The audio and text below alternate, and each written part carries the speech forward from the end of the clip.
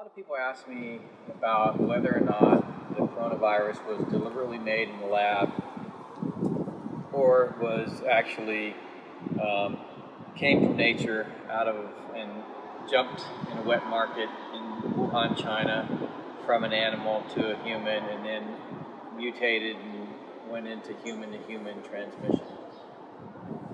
And that entire argument is meant to distract you from what the truth is. And the truth is that the Chinese Communist Party covered up the spread of the virus.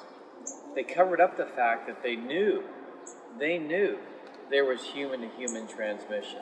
In fact, they took tissue samples from some of the early people that were infected by the coronavirus. They knew what was going on.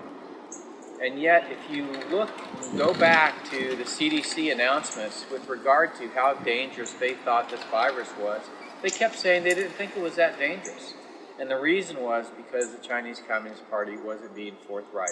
They weren't being transparent. And that's because they tried to protect their own image. The truth of the matter is they knew, and they hid it from us. And if we pay attention to that, then we know that with 100% certainty, the Chinese Communist Party is the cause of this global pandemic. It is literally the first global pandemic that's been caused by a political organization. And they should be held to account. And one of the ways they should be held to account is by making them pay reparations to the people that have been harmed, to the people that have died because of the virus. They should have sanctions put against them. They should have their assets here in the United States confiscated.